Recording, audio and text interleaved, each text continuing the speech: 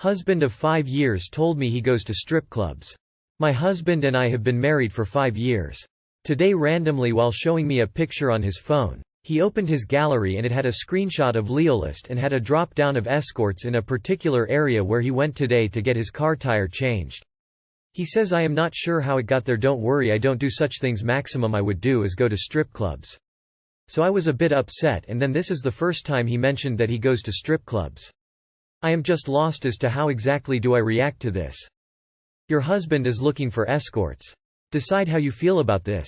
You saw proof. No one has a list of escorts if they aren't seriously considering getting an escort. I'm sorry. You need to ask additional questions. He is obviously hiding something. Don't know how it got here, my ass. He is 100% cheating on you. He is definitely exploring other sexual options, at the very least. All your deleted posts make this seem like either you don't really want advice, or else this is a troll post. Your comments on this post point to the latter. Afraid to admit to my girlfriend that I killed 2 people during my time in the military. I, 26M, have a bit of a complicated past, specifically pertaining to my time in the military. Where I'm from, a third world country, military service is mandatory. You simply can't say no, especially now. At the same time, there are many skirmishes with armed terror groups that the military deals with. I was assigned to a unit that protected government buildings based on intelligence reports. We were once ambushed, right after an incident that had killed 12 soldiers the week before. We had to shoot frantically because there was no support and we assumed we were encircled. There were multiple deaths in the guys that set the ambush. 1 soldier was wounded. After investigations, they determined I killed one of them, and hit someone else that also died. Through it was unclear if my bullet was the one that killed him. I was cleared on the principle of self-defense, but my disdain for myself and the military has increased. I've never imagined being a killer myself, yet here I am. Therapy is helping now, I can say that much. I went abroad and did a master's degree in accounting, and met my GF. After 7 months of dating, now she's been talking too much about guns and killing. She said, word for word, that she can't imagine being with someone who has killed before no matter the context. I told her that I served, but nothing more. Now I know she'll ditch me the second I do, which makes me a deceiver? I appreciate any advice. Sorry that you had to go through that op. In my opinion, this is a really important piece in her being able to fully understand the significant impact this trauma has, naturally, inflicted. Feel free to PM if you need someone to talk to. Tie for your service less than 3. Do you have PTSD and is her conversations triggering you? If I knew someone had gone through what you went through, I would be careful not to talk at length about topic like that. I've been extremely upset about gun violence myself, but there's a huge difference between psychos out there shooting innocent people and a conscript that is defending himself against an attack. I suspect she'd be a lot more understanding than you might think. Being in the military that you didn't have a choice to be in, and you defended yourself. It was shoot or die. Most people who have never been in that situation can't comprehend how it was. That is way different than what is happening in the US with all the shootings. You told her you served. Did she ask anything else, or leave it at that? So far you have just not shared your war horror. To me, someone defending during war is just that, defending.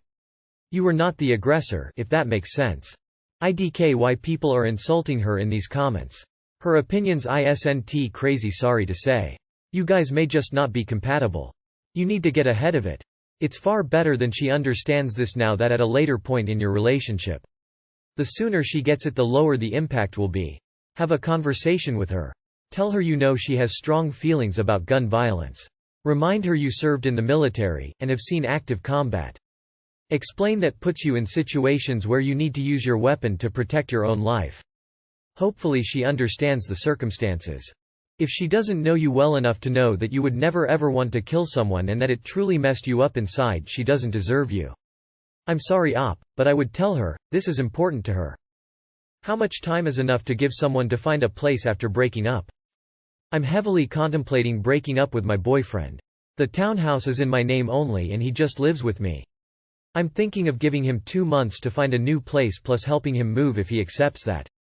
Is 2 months reasonable? Ethically, a couple of months is probably reasonable, depending on the housing market and his means.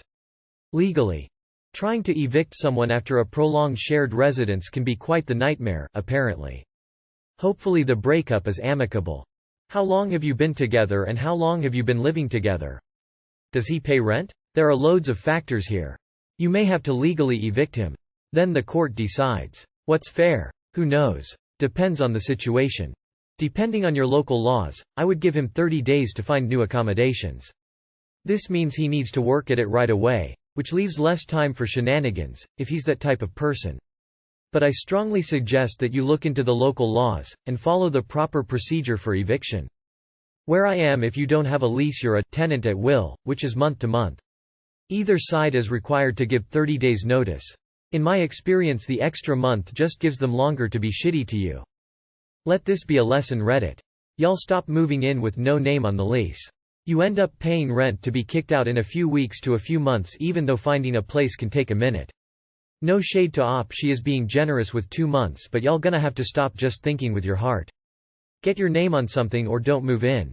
M39, my wife left me to join a cult. I still don't quite understand what happened. I'm still processing things even though it's been a year. It happened quite quickly. She joined this yoga club that was part spiritual healing. I thought it was odd, but my wife goes to these odd things once in a while. I actually attended one of their sessions and it was bizarre.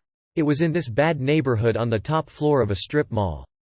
There was no air conditioning and it was very hot outside. The place was all women and I felt weird being there. Most of the time was a normal yoga lesson, but the ending, the lady at the front starting talking about ancient beings and stuff. I got lost pretty quickly. My wife was fully into it. Every time we talked about it, it led to an argument. I didn't understand what was driving her to that place. The tension with this thing got so bad that we divorced. She left me and I have no idea where she is. No phone call. No text. I even talked to the police, but I don't really have any evidence of a crime.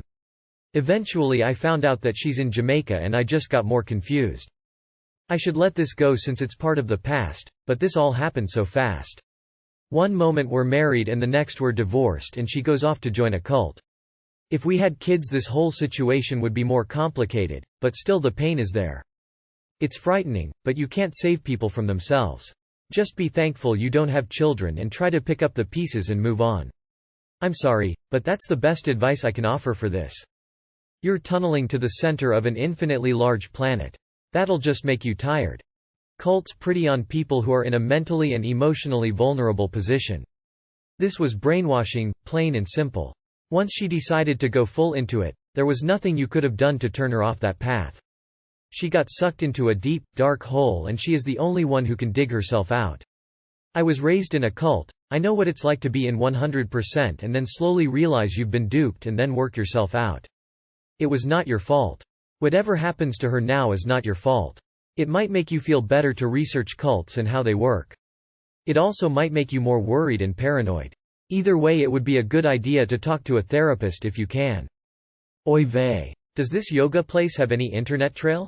Anything financial? Anyone else you or she may have met during one of these yoga lessons? My aunt joined a cult years ago. She only contacted every so often trying to convince us to join her at the compound. To join her, we would have to turn over all worldly possessions to the cult. Allegedly, this was for the good of everyone that lived at the compound. Yeah, we didn't buy that. Eventually, my aunt was asked to leave because she was too old and frail. My aunt could no longer work and she had become a burden to the order. She had no choice but to return to her neglected farm. Every few months, she would ask her son who hadn't joined her at the compound for money to live on. You will probably never get the answers you want. Even if your wife manages to leave, she will probably be too embarrassed to admit what she got herself into. Have you spoken to any of her family? She has parents and possibly siblings. Did she cut all contact with them?